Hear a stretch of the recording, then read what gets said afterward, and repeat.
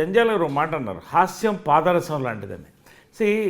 Action film maybe biology are physics or something.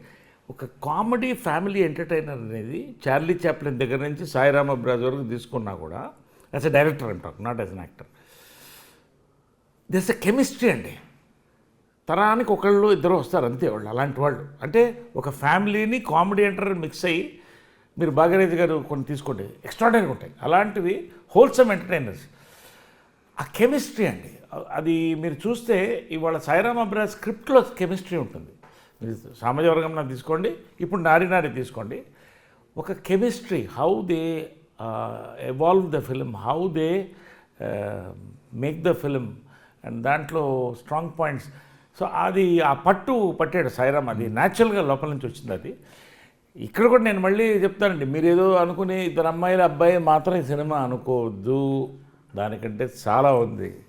దూరపు కొండలు నునిపేద అంటారు, అలాగా ఎక్కడైనా కూడా ఆడమగ మధ్యనే రావాలి, ఏది వచ్చినా కూడా పాయింట్స్. దీంట్లో ఆడంగులు మగ మగ రకరకాల చూస్తూ ఈజ్ టేకెన్ వేరియస్ యాంగిల్స్ అండి. సో డెఫినెట్గా ఇది once again it is a feather in the cap for Sairam Abraj. Okay. So సరే, అంటే ఇంతకుముందు ఒక రైటింగ్ ప్రాసెస్ అనేది ఎలా ఉండేది అంటే, ఒక పంచ్ అనేది సీన్ కంపోజిషన్తో సంబంధం లేకుండా పండేది. ఇప్పుడు ఈవీగా స్టైల్ తీసుకునేదన్నా ఆ సీన్ మొత్తంలో కెమెరా ఎక్కడ పెట్టినా సరే పంచ్ పేయలేదు, జనాలు నవ్వేవారు. ఇప్పుడు సీన్ కంపోజిషన్ అనేది మోర్ క్రిస్టల్ క్లియర్గా ఉండాలి, ఆ మాంటేజెస్ కానీ ఆ షార్ట్స్ కానీ.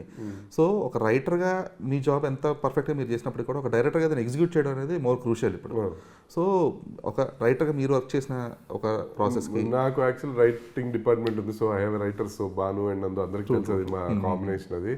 So what happens is, first ఒక ఐడియా అనుకొని దాన్ని డెవలప్ చేసి మళ్ళీ బాగా డైలాగ్ వర్షన్ అంతా రాసిన తర్వాత ఫైనల్గా అప్పుడు కూర్చొని దీన్ని ఎలా ఏ రకంగా చెప్తే జనాలకి ఇది ఆ ఫన్ అందుతుంది అన్న దగ్గర అప్పుడు కూర్చొని వీళ్ళు డిస్కస్ అండ్ వీళ్ళు డూ. ఏదైనా టీం వర్క్ ఇది ఖచ్చితంగా. ఆ టీం వర్క్ అంటే ఓన్లీ నాది రైటర్స్ అనే కాదు, నరేష్ గారిది కానీ, శర్వాది కానీ, హీరోస్. మేము సెట్లో అక్కడ కూర్చొని ఫస్ట్ షార్ట్ చెప్పినప్పుడు ఇలా తీస్తున్నాం సార్ అని చెప్పినప్పుడు, అప్పుడు they also come in as actors. అయితే నేను ఇలా చేస్తాను, లేకపోతే ఇక్కడి నుంచా, లేదా నేను ఇటు నుంచి వస్తాను ఇంకొంచెం కంఫర్ట్. సో ఆ హావభావాలు ఇక్కడ పలుకుతాయి, అది ఇంపార్టెంట్. ఎక్కడైనా కామెడీకి ఏంటంటే ఆ టైమింగ్, అవతల వాళ్ళు మాట్లాడిన దానికి ఇతను రెసిప్రోకేట్ కరెక్ట్గా అవ్వాలి, ఎక్స్ప్రెషన్ కరెక్ట్గా ఇవ్వాలి. అందులో వీళ్ళు చాలా ఎక్స్పీరియన్స్డ్ యాక్టర్స్ కాబట్టి మాకు అది ఇంకా ఈజీ అయిపోతుంది అంటారు.